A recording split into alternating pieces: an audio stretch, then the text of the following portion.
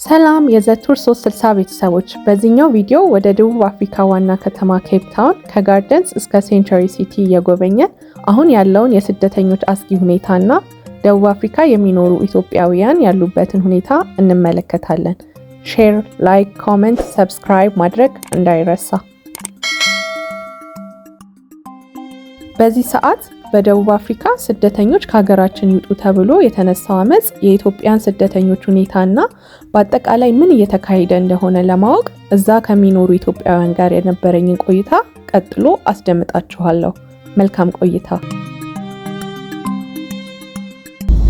እና እዚህ ሰላምና ኢትዮጵያዎች ምናምን ሌሎችም አፍሪካኖችን አይነኩም ምንም ነገር የለም። እዚህ ፈርቼ እስካሁን የቆየ አይደለ ምን ከእንትን ከይሄ ብጥብጡ እንትን ከተባለ እኮ በቃ የሆነ እየኖራቸው አይመስልም። አሁን ያስፈራ። እኔ ቤተሰብ አለኝ። በቃ እዛ በጣም ነው የተጨነቁት እና በቃ እንደውም ገብተን የምንወጣ አይነት ነገርም አልመሰላቸውም። እዚህ ደህና ነው። ይሄ ምንድን ነው በአማርኛ ፕሮቪንሱ የሚተዳደረው በተቃዋሚ ፓርቲ ነው።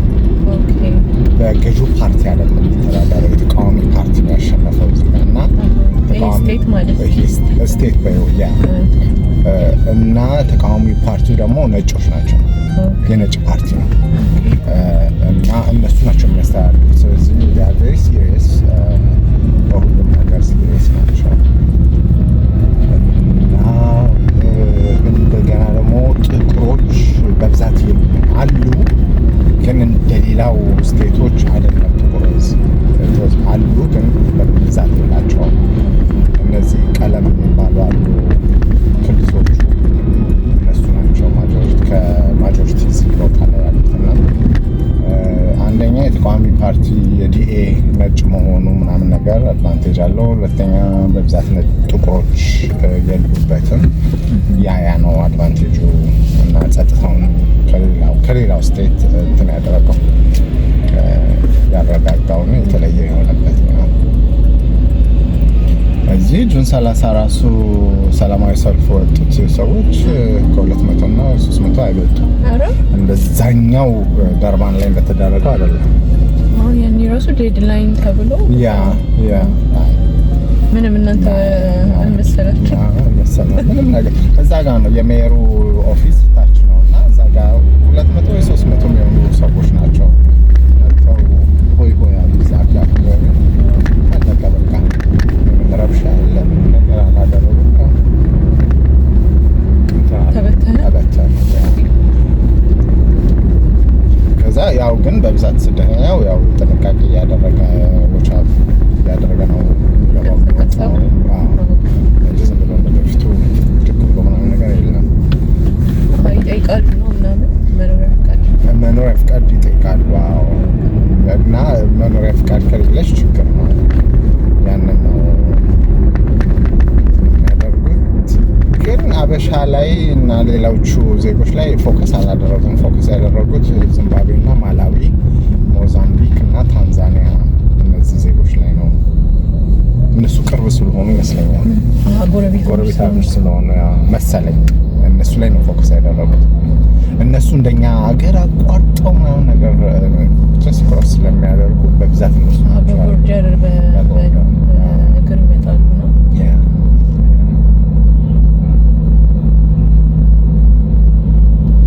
ኦንላይን ላይ እኮ እንደ ኢትዮጵያ ሾፖች እየሄዱ ምናምን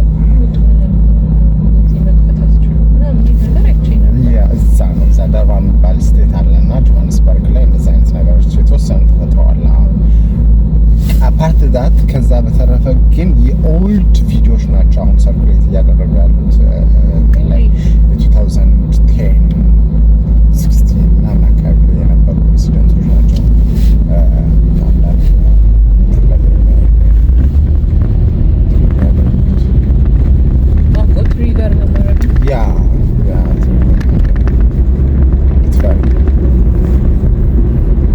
ፖሊሶች ምናምን ናቸው የሚጠይቁት። ኖርማል ህዝቡ ነው የሚጠይቀው። መኖሪያ ፈቃድ አለ እዛ አካባቢ ዝም ብሎ ማንኛውም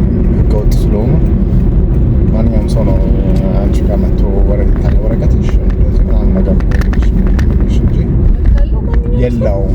መንግስትም እየተናገረ ነው ባይ ዘ ወይ ማንንም ሰው መብት የለውም፣ ማንንም ወረቀት የመጠየቅ መብት የላቸውም እያሏቸው ነው። ግን ፖሊሶች ምናምን ያስቆሟቸዋል። ከዛ በተረፈ ፖሊስ ሊጠይቅሽ ይችላል። እንደዚህ ሮድ ብሎክ ሲኖር ምናምን ነገር ወይ ፔፐር ይልሻል፣ ታሳየዋለሽ። ስለዚህ ይዛችሁ ነው የምትንቀሳቀሱት? ያ ይዘሽ ነው የምትንቀሳቀሽው። እንዳልኩሽ እዚህ ግን እንደዚህ አይነት ብዙም የጠበቀ ነገር አይደለም ያለው። እዚህ ዝም ብለሽ መሄድ ትችያለሽ። ብቻ ግን አንዳንድ ቦታዎች ላይ እየተጠነቀቅሽ ስፔሲፊክ ቦታዎች አሉ።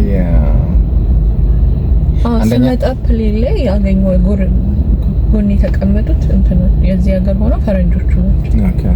ከዛ እንዴት ነው ሴፍቲ ምናምን ነገር ስላቸው ምንም ኬፕታውን እንደዚህ የለም ነገር ኬፕታውን እንደዚህ ነገር የለም እና ሌላዎችም ቢሆን እንትን ህገወጥ የሆኑትን መንግስት የሚለው ያለው ህገወጦችን ነው። ግን ደግሞ እዛ አካባቢ ወደ ዳርባን እና ጆሃንስበርግ አካባቢ ያሉት ህዝቦቹ ጥቁሮች ስለሆኑ whether you have or not አታክ ያደርጉሻል፣ እንትን ያደርጉሻል ምናምን ነገር። ፖሊስ ጋር ከደረስሽ ግን ፔፐርሽን ካሳየሽው ደስዋው ምንም አይነካሽም ነው አይነካሽም። አሁን እኮ ህዝቡ ነው ያስቸገረው እንጂ ፖሊስ ምናምን እኮ አይደለም። ህዝቡ እኮ ነው ህዝቡ። የዚህ ዲሞክራሲ አንዳንዴ ያደርግሻል።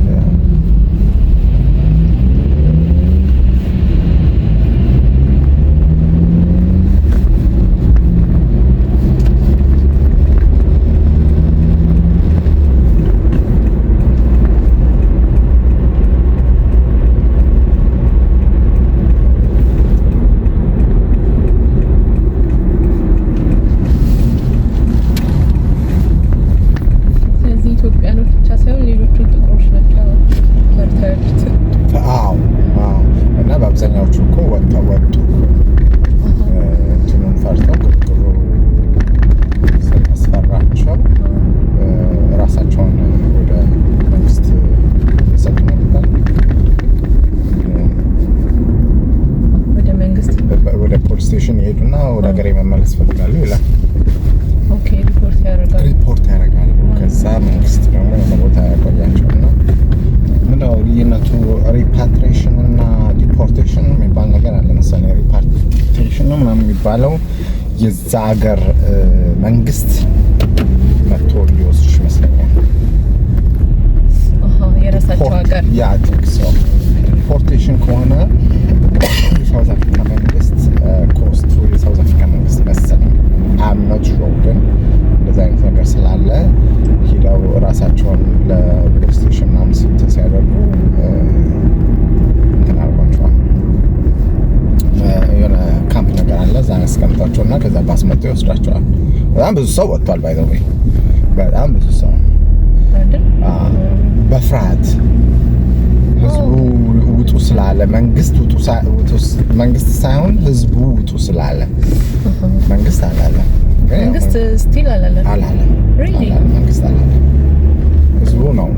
ግን ደግሞ አሁን ምንድነው ያው አንቺ ወረቀት ከሌለሽ ምናምን ነገር ትፈሪያለሽ።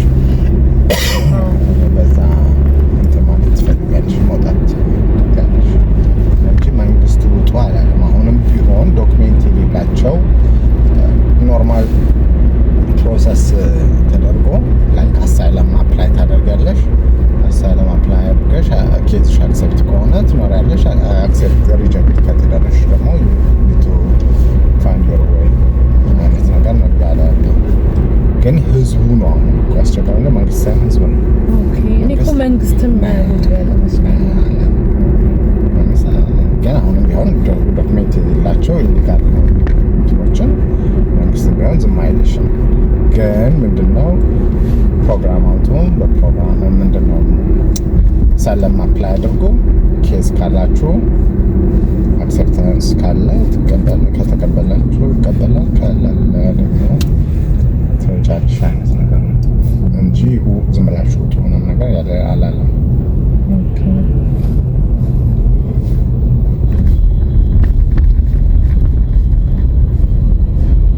እንደ እንደገና ሱቃቸው ይሄ ሄደው ምናምን ፔፐራቸውን እያሳያቸው አንዱን ያየሁት አለኝ መኖሪያ ፍቃድ ግን ማየት ራሱ ፍቃደኛ አይደለም። ህዝቡ ነው እንጂ ፖሊስ ነው።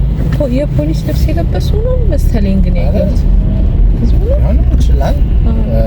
እዛ አካባቢ እንዳልኩሽ ቀውጥ ነው። እዛ አካባቢ ምንም ስርዓት የለም። ወደ ደርባንና ጆሃንስበርግ ላይ ነው። በቃ እነዚህ ሁለቱ ቦታዎች ናቸው። ከ9 ቦታዎች ሁለቱ ቦታዎች ናቸው እንደ አይነት ነገር ያለው እንጂ ሌላ ቦታ ምንም ነገር የለም።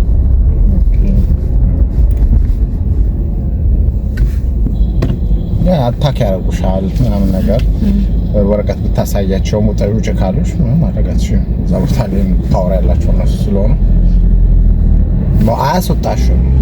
at the end of the day ወደ ፖሊስ ስቴሽን ነው የሚወስዱሽ።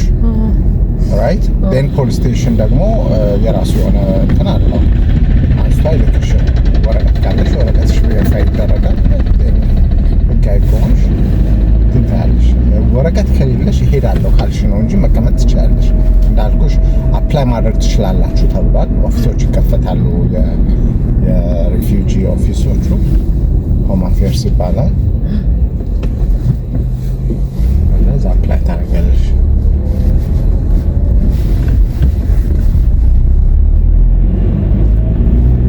ሞተ ግን የሞተ የለም። የሞተ ያለ አይመስለኝም። የተወሰኑ ሰዎች ህፃን ልጅ ምናምን ሞተ ተባለ። የሆነች ልጅ ደግሞ በዚሁ ሞተች ምናምን ነገር ተባለ። እንደ በፊቱ ግርግር እንደምን ሲነሳ እንደነበረው አይነት ነገር የለም። በዚህ ጊዜ የሞተ ሰው ብዙ የለም። አንድ ጊዜ የሞቱት ኢትዮጵያውያኖች 5 ኢትዮጵያውያኖች ናቸው ምናምን ተገደሉ ምናምን ነገር የተባለው ከዚህ ጋር የተያያዘ አይደለም።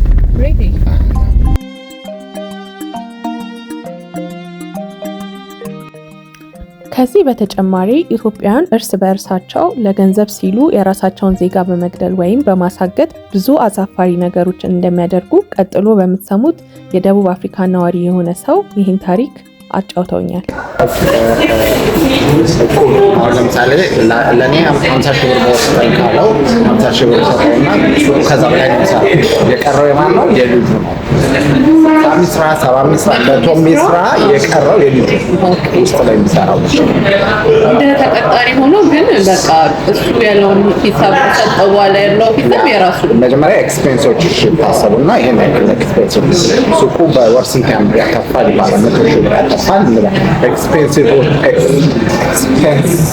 ስንት ናቸው ተብሎ 20 ሺህ ብር ቢሆን 80 ሺህ ብር ይቀርላል። ከ80 ሺህ ብሩ ላይ ዋናው ሰውዬ 50 ሺህ ብር ስጠኝ ካለው 30 ሺህ ብር የማን ነው? የእሱ ውስጥ ላይ የሚሰራው ማለት ነው። ኤክስፔንሱን ጨምሮ ነው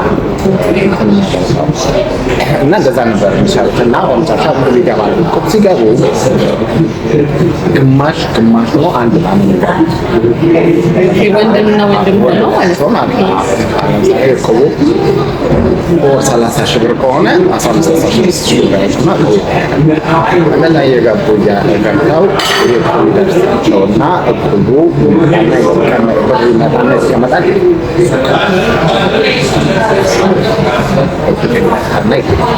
ይሄ ትልቅ ወንድምየው ምን ብር ብቻውን መብላት ፈልጎ ወደ 400 ሺህ ትልቁ የመጣው ማለት የተቀጠረው ሳይሆን ዋናው ብቻውን ነው ሲፈልግ እና እንደምን ብሎ በቃ እንትን ማለት ነው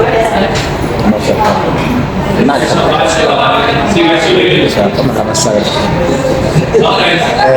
እዛ ይሄ ሱቅ የሚሰራው ልጅ 400 ሺህ ብር ነው የሚቀርበው። እንግዲህ 400 ሺህ ብር ሲደርሳቸው ምንድነው 200 ሺህ ብር የሱ ነው 200 ሺህ ይካፈላል። ግን ይሄኛው ምንድነው የፈለገው ሁሉንም ነው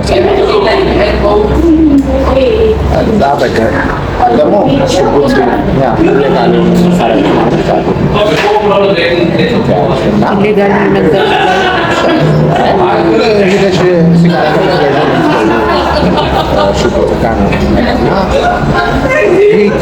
ሱቅ ውስጥ የሚሰራው ልጅ ጋር ያው ለጥበቃ ሌቦች ያስቸግራሉ ምናምን ነገር እና አሁን ይሄ ያኛው ይመጣና ምንድነው የሚያደርገው ከሌላ ከዚህ ሀገር ጥቁሮች ጋር ሆኖ ስለዚህ ያላቸው አማራጭ ምንድነው መሰለሽ? በሩን ነበር በስንት ሰዓት መግባታቸው ሌላ ናቸው። ስለዚህ ጣሪያ ቀዶ መግባት ነው የራሱ ጣሪያ ገብቶ ያ እስኪ ድረስ ይባላል ከዛ ወንድሙ የናሱ ከዛ ለጣሪያ ቀዶ ሊገባ ከሌሎች ነው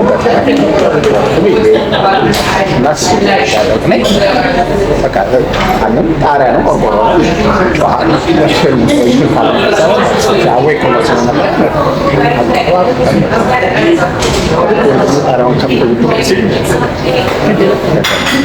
እነሱ ሌባ ነው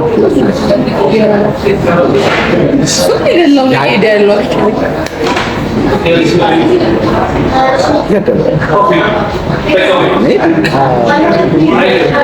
አብሮት የነበሩት መጀመሪያ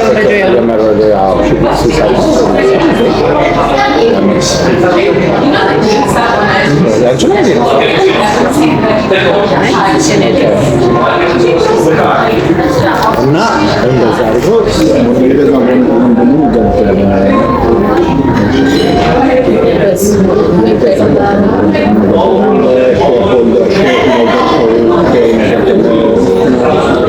ራሱ ኢትዮጵያኖች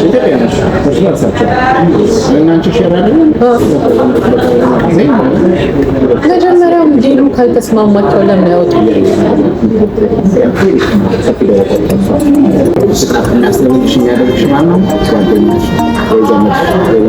ስለአንተ የሚያውቅ ነው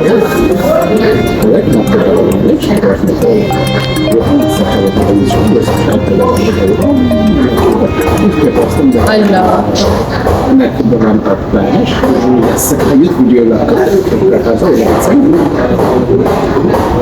ፖሊስ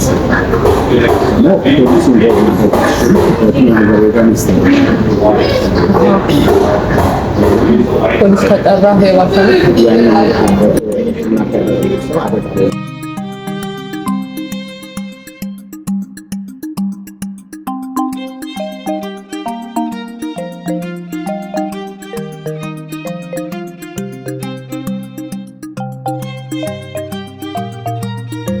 ደቡብ አፍሪካ እየተካሄደ ያለው ነገር በአጠቃላይ ይህንን ይመስላል የሚል ግንዛቤን አግኝቻለሁ። የእናንተን አስተያየት ኮሜንት ስር ይጻፉልኝ።